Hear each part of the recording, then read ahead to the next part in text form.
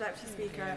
The continued expansion of illegal Israeli settlements in the occupied West Bank and East Jerusalem is having a profound impact on Palestinian communities, where military violence and attacks by extremist idealogues are spiralling.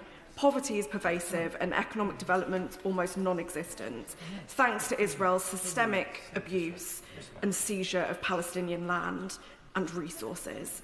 Palestinians are being forced out of their homes, while road closures and checkpoints prevent them from accessing the services they require. Israel has committed ethnic cleansing and war crimes, as well as genocide in Gaza. Children have been targeted, maimed and killed. It's right that the government has recognised the state of Palestine, that it's introduced sanctions on certain individuals and groups, and that it suspended some arms licences.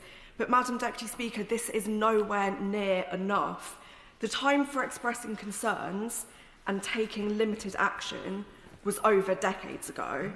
But to continue with this strategy now, when Israel has committed and continues to commit genocide, it beggars belief. We must stop looking the other way. We must not allow financial support towards Israel's crimes. There have long been calls to ban trade with illegal Israeli settlements, and the government must heed those calls now. Spain has already implemented a package of import restrictions on Israeli settlement goods, and earlier this week the Irish Parliament approved legislation banning imports from settlements. The proposed law states that it's designed to abide by Ireland's international legal obligation as identified by the International Court of Justice in its advisory opinion, and this specifically includes taking steps to prevent trade relations that assist in the maintenance of the illegal situation created by Israel in the OPT. The government agrees that Israel's control of the West Bank, East Jerusalem and Gaza amounts to occupation under international law. So why are we refusing to comply with international law by failing to ban trade with illegal settlements? This is the bare minimum.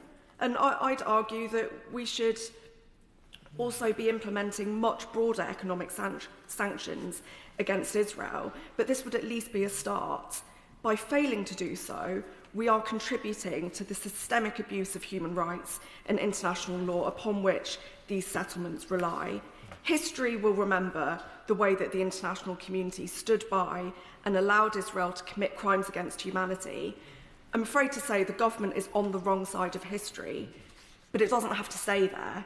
It could and it should pull every lever at its disposal to pressure Israel to comply with international law. A ban on trade with illegal settlements is a lever that we should have pulled long ago.